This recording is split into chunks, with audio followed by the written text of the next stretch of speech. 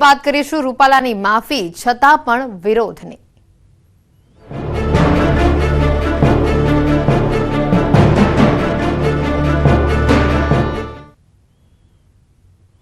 Rajkot police commissioner કચેરીએ ક્ષત્રિય સમાજના અગ્રણીઓ પહોંચ્યા।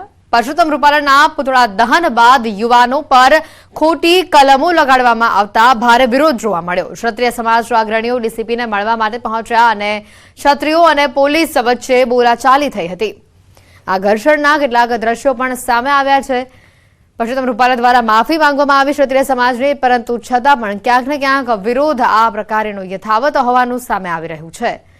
ક્ષત્રિય સમાજના અગ્રણીઓ રાજકોટ પોલીસ કમિશનર કચેરી ખાતે પહોંચ્યા હતા।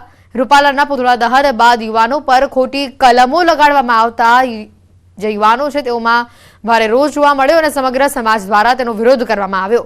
ક્ષત્રિય સમાજના અગ્રણીઓ ડીસીપીને મળવા માટે પહોંચ્યા હતા, તો ક્ષત્રિયો અને પોલીસ વચ્ચે આ મામલે બોલાચાલી અને ઘર્ષણ પણ થયું હતું, જેના દ્રશ્યો સામે આવી રહ્યા છે। ઘણા લાંબા સમયથી આ વિવાદ જે ચાલી રહ્યો છે, પરસોત્તમ રૂપાલા દ્વારા જે ક્ષત્રિય સમાજને લઈને ટિપ્પણી કરવામાં આવી હતી અને તેના વિરોધમાં સમગ્ર ક્ષત્રિય સમાજ દ્વારા વિવિધ એક બાદ એક નિવેદનો સામે આવી રહ્યા છે। ત્યારે કમિશનર કચેરી ખાતે ક્ષત્રિય સમાજના યુવાનો મોટી સંખ્યામાં પહોંચ્યા અને જ્યાં પોલીસ વચ્ચે તેઓનું ઘર્ષણ પણ થયું। સૌપ્રથમ ક્ષત્રિય સમાજના યુવાઓ દ્વારા રૂપાલાનું પુતળા દહન કરવામાં આવ્યું અને તે બાદ તેઓના પર ખોટી કલમો લગાડવામાં આવી હોય તેવો આક્ષેપ સામે થઈ રહ્યો છે। હાલ આ મામલે જે ઘર્ષણ ચાલી રહ્યું છે તેના આ કેટલાક દ્રશ્યો પણ સામે આવ્યા છે। પુતળા દહન બાદ જે વિરોધ જોવા મળ્યો, પોલીસ કમિશનર કચેરી ખાતે ક્ષત્રિય સમાજના અગ્રણીઓ મોટી સંખ્યામાં ઉપસ્થિત રહ્યા। યુવાનો પર ખોટી કલમો લગાડતા સમગ્ર સમાજમાં ભારે રોષ જોવા મળ્યો હતો।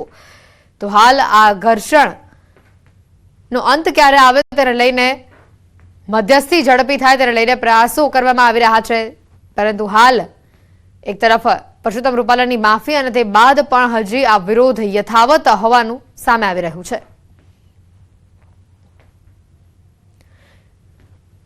મોટી સંખ્યામાં ક્ષત્રિયો અને પોલીસ વચ્ચે બોલાચાલી થઈ હતી અને જેના આ દ્રશ્યો પણ સામે આવ્યા છે અને આ બોલાચાલીનું કારણ ક્ષત્રિય સમાજના યુવાઓ પર ખોટી કલમો લગાડવામાં આવી હોવાનું ક્ષત્રિય સમાજના અગ્રણીઓ જે છે તે કહી રહ્યા છે। હવે આ કલમો હેઠળ જે આ સમગ્ર માહિતી સામે આવે છે, ત્યારે આવનારા સમયમાં આ મુદ્દાને લઈને કેવા પગલાં લેવામાં આવે છે, આ સમગ્ર મામલાનો અંત કેવી રીતે થાય છે તે જોવાનું રહેશે। પરંતુ હાલ કેન્દ્રીય મંત્રી પરસોત્તમ રૂપાલા વિરુદ્ધ જ્યાં વિરોધના વંટોળ જોવા મળી રહ્યા છે, ચારે કોરથી નિવેદનો સામે આવી રહ્યા છે, રોષ સામે આવી રહ્યો છે અગ્રણીઓનો, ત્યારે આ મામલો શાંત ક્યારે પડશે તે હવે જોવાનું રહેશે। પરંતુ રાજકોટથી આ જે દ્રશ્યો સામે આવ્યા છે કે જ્યાં ક્ષત્રિય સમાજ અને પોલીસ વચ્ચે ઘર્ષણ થયું, ક્ષત્રિય સમાજ દ્વારા પુતળા દહન કરવામાં આવ્યું હતું રૂપાલાનું। વધુ માહિતી મેળવીશું। હાર્દિક જોશી ફોનલાઈન ઉપર સંવાદદાતા જોડાઈ ચૂક્યા છે। હાર્દિક, એક બાદ માફી પણ મંગાઈ ગઈ સમગ્ર સમાજની, પરંતુ છતાં પણ હજી ક્ષત્રિય સમાજમાં જે રોષ છે તે એઝ ઇટ ઇઝ જોવા મળી રહ્યો છે। આવનારા સમયમાં તેઓ કેવી માંગ કરી રહ્યા છે અને પોલીસ વચ્ચે જે ઘર્ષણ થયું હતું તેનો અંત કેવો આવ્યો છે? ચોક્કસથી અત્યારે જે છે ક્ષત્રિય સમાજનો આક્રોશ દિવસે ને દિવસે વધી રહ્યો છે। હાલની જો વાત કરવામાં આવે તો અત્યારે ક્ષત્રિય સમાજ જે છે એ રાજકોટ પોલીસ કમિશનર કચેરી ખાતે પહોંચ્યું છે। ક્ષત્રિય અગ્રણીઓ દ્વારા પોલીસ કમિશનર સાથે બેઠક કરવામાં આવી રહી છે, તો અન્ય ક્ષત્રિય સમાજના લોકો છે તે પોલીસ કમિશનર કચેરી ખાતે એકત્ર થયા છે। ખાસ કરીને વાત કરવામાં આવે તો ગઈકાલે રાજકોટ શહેરના રેલનગર વિસ્તારમાં જે રાજકોટ લોકસભા બેઠકના જે ભાજપના ઉમેદવાર છે પરસોત્તમ રૂપાલા, તેમનું પુતળા દહન કરવામાં આવ્યું હતું, જેમાં પોલીસ દ્વારા જે છે 3 વ્યક્તિઓની અટકાયત કરવામાં આવી હતી। મહેન્દ્રસિંહ પરમાર, નરેન્દ્રસિંહ જાડેજા અને નવલસિંહ જાડેજા નામના 3 વ્યક્તિઓ વિરુદ્ધ ગુના દાખલ કરવામાં આવ્યા હતા, જેમાં રાયોટિંગ, પબ્લિક પ્રોપર્ટીને ડેમેજ એક્ટ કરવું તેમજ કાવતરા રચવા સહિતની કલમો ઉમેરવામાં આવી હતી, જેને લઈને ક્ષત્રિય સમાજમાં રહેલો આક્રોશ વધુ જે છે એ ફેલાયો હતો। અને અત્યારે હાલમાં ક્ષત્રિય સમાજના લોકોની એવી માંગ છે કે અત્યારે જે આ કલમો લગાડવામાં આવી છે તે ખોટી લગાડવામાં આવી છે, તાત્કાલિક જેમની અટકાયત કરવામાં આવી છે તેમને છોડવામાં આવે અને આ જ મામલે ક્ષત્રિય સમાજના અગ્રણીઓ અને પોલીસ કમિશનર વચ્ચે પણ વાતચીત ચાલી રહી છે। ક્ષત્રિય સમાજના અગ્રણીઓ રાજકોટ પુરાનગર પોલીસ સ્ટેશન ખાતે ગત રાત્રે પણ ભેગા થયા હતા અને રાત્રિ દરમિયાન પણ પોતે વિરોધ વ્યક્ત કર્યો હતો। ત્યારબાદ આજે વહેલી સવારે 10 વાગ્યાથી સતત પુરાનગર પોલીસ સ્ટેશન ખાતે વિરોધ વ્યક્ત કરી રહ્યા હતા, પરંતુ ત્યાં તેમને સંતોષકારક જવાબ ન મળતા તેઓ પોલીસ કમિશનર કચેરી ખાતે પહોંચ્યા હતા અને ત્યાં હાલમાં રજૂઆત કરવામાં આવી રહી છે। તો અન્ય ક્ષત્રિય સમાજના લોકો છે તે પોલીસ કમિશનર કચેરી ખાતે પણ અત્યારે એકત્ર થયા છે। જી હેતવી। હાર્દિક, અત્યારે સમાજના અગ્રણીઓ દ્વારા શું કહેવામાં આવી રહ્યું છે અને તેઓ મધ્યસ્થી કરવા માટે તૈયાર છે કે કેમ? ક્ષત્રિય સમાજની હાલ તો જે માંગ છે, આજે 3 વ્યક્તિઓની અટકાયત કરવામાં આવી છે. પહેલા તો તેમને છોડવામાં આવે તે સૌથી મોટી માંગ છે. અને અન્ય જે માંગ છે તે લોકસભા બેઠકના ઉમેદવાર છે, ભાજપના ઉમેદવાર પરસોત્તમ રૂપાલા, તેમની સામેનો આક્રોશ છે. તેઓ કોઈ પણ રીતના જે છે ઉમેદવાર ભાજપ દ્વારા બદલવામાં આવે તેવી માંગને લઈને ક્ષત્રિય સમાજના આગેવાનો છે તે અડગ છે. ક્ષત્રિય સમાજના લોકો એ અડગ છે. ખાસ કરીને જે છે ક્ષત્રિય સમાજના આક્રોશને જોતા જે પરસોત્તમ રૂપાલા છે એમના બંગલા બહાર પણ ચુસ્ત બંદોબસ્ત ગોઠવી દેવામાં આવ્યો છે. પરસોત્તમ રૂપાલાની પણ સુરક્ષા વ્યવસ્થા વધારી દેવામાં આવી છે.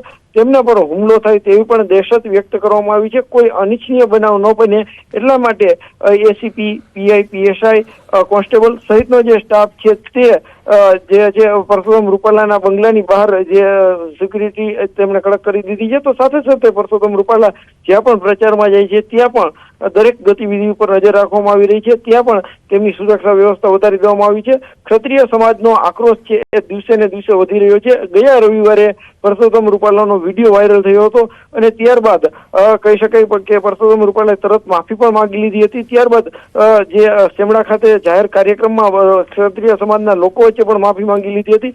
જોકે હાલ આ જે છે આક્રોશ શાંત થવાના બદલે વિવાદ શમવાના બદલે વિવાદ. હાર્દિક આભાર માહિતી બદલ.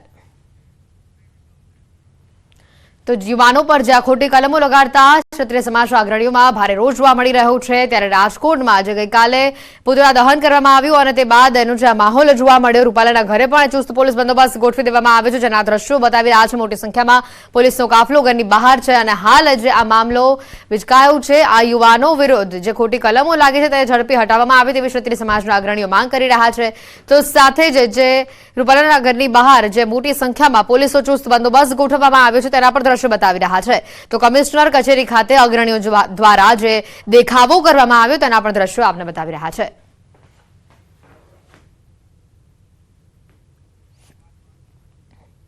અને હવે વાત કરીશું ચૂંટણીના મહાસંગ્રામની.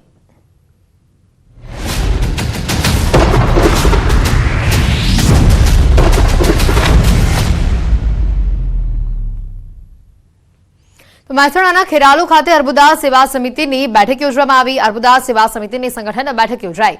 પૂર્વ ગૃહમંત્રી વિપુલ ચૌધરીની અધ્યક્ષતામાં આ સંગઠનની બેઠક યોજાઈ. સમાજને શિક્ષિત કરવા હાકલ કરાઈ. રાજ્યના મુખ્યમંત્રીએ સમાજ માટે શૈક્ષણિક સંકુલ બનાવવા જગ્યા આપવા સંમતિ દર્શાવી.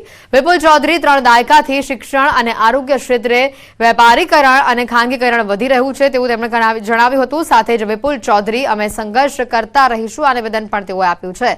સંઘર્ષ વિના શક્ય કશું જ નથી. સંઘર્ષ નહીં કરીએ તો પૈસાવાળાના છોકરાઓ જ ભણશે. આ વિપુલ ચૌધરીનું નિવેદન સામે આવ્યું છે. દરેક ગામમાંથી સરેરાશ